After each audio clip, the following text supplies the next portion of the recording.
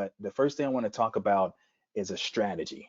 I want to talk about the collar strategy because I think the collar strategy is super important for all of us out there that have shares. If we have shares in an IRA, or if we are trading shares in a margin account or a portfolio margin account, whatever the case may be, the collar strategy could be an excellent strategy to mitigate the downside, right? We are always thinking about how much we can make to the upside. And we should also, if not more, be thinking about how much we can lose to the downside. Okay? Thinking about risk before reward, and that will benefit you the long term. That'll keep you in the game, keep you trading for the rest of your life if you're thinking about risk before gain. And so what I want to talk about is, because I want to talk about the collar because it's a number of members that don't really understand the strategy well enough yet, right? So if you don't understand a strategy well enough, then you might not execute it because you're not comfortable with it. You're misunderstanding the dynamics of it. So what I want to point out is the collar strategy is it's a three-part type of trade. Okay, the first part is stock. Okay? First part is stock. The first part is stock, and the second part is a short. It's a short call. Okay? Short call is when you sell a call. Okay? When you sell a call, you have an obligation to provide shares to someone. Okay? And the third part of a collar is the long put. The long put is bearish. Okay? You have a right to sell at a strike price. Right? So you have stock, that's the shares. You have a short call, which is a bearish position. Okay? And then you have a long put, which is a bearish position. Okay, it's a bearish position. When you buy a put, you are bearish. When you sell a call, you are bearish. This part right here is a covered call, which a number of you've heard of and used in the past. Okay, and this is just the buying of a single put. Okay, but the collar strategy consists of all three of these. It consists of all three of these. And it's important to understand why it's set up that way. And I'm going to break it down. We're going to use Starbucks here as an example. All right, so let's just say we were going to trade Starbucks, and let's just do it with 30 days. Let's do it with 58 days out. Okay?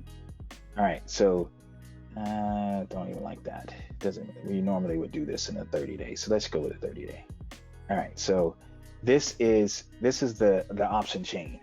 And when you are going to just buy shares, you'll just click here and you'll see that you'll have, let's say if you bought 100 shares, right? If you bought 100 shares, a standard lot of shares, then if Starbucks went to zero, you would lose 87.43, right? That's how much you're paying for it at this time. That's $8,743. So if it went out of business, that's how much you would lose. The buying power effect, if you buy some shares, is going to be 43.73. As you can see here, this is regular T margin. So this is just a 50-50 shot if you buy the shares, right? You got a 50-50 shot of it if it going up or going down. We all kind of understand that, and most of us have bought shares before. All right, the second part of it though is the covered call. Okay, when you're doing a covered call, you buy the shares, and at the same time you sell the call. It's called a buy right, or it's more famous, it's called the covered call. But if you do it at the same time, it's called a buy right. Okay, so you have the 100 shares, and then you sell the call against those shares. Okay, and this is the call that you're selling.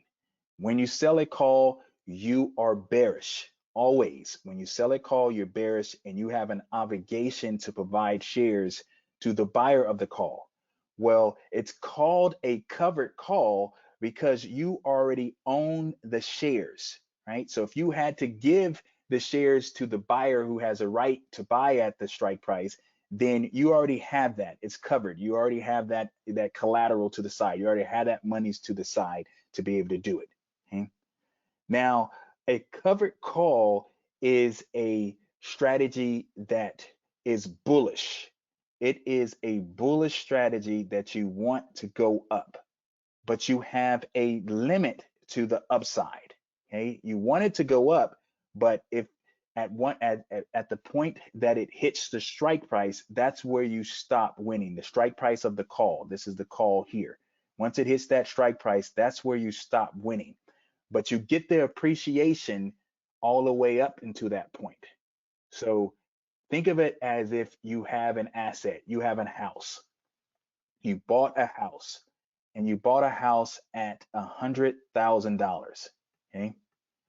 And then the house goes up to $150,000 and you sell it. Okay, you sell it at $150,000. Well, not including closing costs and agent fees and all that kind of stuff, just for simplicity purposes, you make $50,000. Okay. If the house continues to go up and it goes up to $200,000, right? Well, you don't get the other additional 50,000 because you've already sold at 150,000. Okay. You don't get the other 50,000 that makes up this 200,000. You've already sold, but that's fine. You've won, right? That's fine. It's silly to think, even though we do, sometimes we might have lived in a house years ago and we look up the address and see how much it's trading or trading. That's the trader talking to me. See how much it's going for now, right? What is the value of that house now? And you think, okay, well, man, I bought that house for, X and it's now trading for Y. If I would have stayed in that house, I would have had some major upside or whatever the case may be, right? Some of us might do that. I know I have done that in the past, right? But you still have won, right? You've won the 50,000 in this example, but you can't get the additional monies after 50,000 because the house is gone. It's no longer yours. Okay. So that is the covered call part. Okay. It's a bullish strategy. The covered call part is a bullish strategy. Don't get mistaken by that. And don't be afraid Brian. of your calls being taken away. Yes. Okay, I have a quick question here. So in this example, the extrinsic, the 203 is like your example. You're getting the $50,000. You would get the $205 extrinsic there. Exactly, right? So in this case, let's just say the mid here is 205. That's just using your example, right? Because this is this extrinsic here, right? So that is the amount that you can make by the call that you sell. But you can still make more as it goes up because you bought the shares, as I say, you bought it at whatever the price, you bought it at the going price. So that's why it says max profit here is $395, $400. It's changing because I don't have it locked, but it's changing. But you get the appreciation. So you not only get this amount that you sell, this call that you sell, but you also get appreciation all the way to this 89. You're following me, Jose? Yeah, no, that's amazing. And second question here, can you also do it in the futures as well? So you can't do it in the futures. You can do like a poor man's type of covered call by when you're just using options.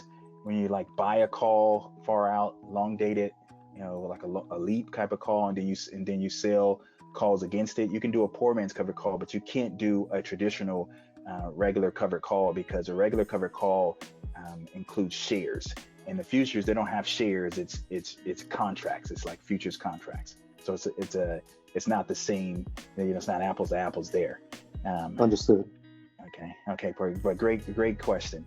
So this is the covered call part, everyone. Now it's 3 parts to a collar. The whole thing I wanted to talk about was the collar, right? It's 3 parts of a collar. So now I'm gonna talk about just the third part of the collar here, so that I don't confuse anyone. So the third part of a collar is buying of a put. Okay, so let's just say we bought this put here, right? The basics of options: if you buy a put, you have a right to sell at a strike price. You have a right to sell at a strike price. So buying a put, when we're thinking of an insurance type of analogy, buying a put is protection. It's buying insurance on your house. And if your house goes up in flames, God forbid, but let's say your house goes up in flames, it burns down. Well, your insurance, your house insurance should cover the replacement of your house, right? That's it's you protected. That okay, if my house goes up in flames, I know I can replace my house because I have insurance on it. Okay, I have insurance on it. So you have like a stop loss. It's you can't lose your entire house, right? Yeah, you might wind up losing, some things that are just not replaceable, right? Pictures, whatever the case may be, right? But you you do not lose your house because the insurance company will replace your house for you. Right? And this is how you should think about the put. And the shares that you own, that is your house. Okay, the shares that you own is your house. So when you buy that put, you're protecting your house into the certain point that you know that okay, once it hits this strike, once it hits this 83 strike, I cannot lose anymore. The house can burn down, but I'm still going to be able to replace it, okay? Because I have insurance on it. I cannot lose anymore after it goes below 83, right? So the put part of a collar is your protection. It is your insurance against ruin. Okay, you cannot lose past 83. So let's break down these three parts again really quickly. Okay. All right, so first you have the shares, right? So you buy the shares. And the second part is you add the call to it. Okay, so this is the call. So you got the shares and you have the call. Right? And then the third part of the collar is that you look at how much you're receiving for the call, and I just say it's $223, and you can buy a put for that price or less, right? So in this case, we're going to buy the put for a little less. We're going to buy the put at this 83 strike. So what this sets up is that if we take this put away, look at this max potential loss. Look at this max potential loss if Starbucks went to zero. We know it's not going to go to zero, but let's just say for some reason it did, right? It went to zero. That would be your max loss there. But when you buy this put, check out how it changes, right? So now your max loss goes from 80 something, 800 and something, or 8,000 and something to under 300, 290. That is your max loss when you buy that put. Okay? At expiration, the most you can lose is $280. Obviously, the max profit here is 220, 225. You understand that a collar limits your upside and it limits your downside, right? So you have a cap on your upside and a cap on your downside, right? So, but that's a collar is a protective type of strategy. So if you have shares in an IRA, or if you're using it as a margin account, like we do our 1 day a month type of account, this is a strategy that you can use to protect to the downside, okay? And you can still make money to the upside, right? So for example, if I wanted to change this, instead of going to 88, I want to go to 89, right? Well, it's going to change the dynamics a little bit. I'm going to lose a little bit more. I'm going to make a little bit more, but that's fine, right? That's fine. You're capping your upside, you're capping your downside. This is the collar, the three components of a collar. First part is the shares. Second part is the short call, the selling of the call. The third part is the buying of the put. The buying of the put. It creates what is called a collar, right? You're capping your downside or limiting your downside, capping your upside. Okay.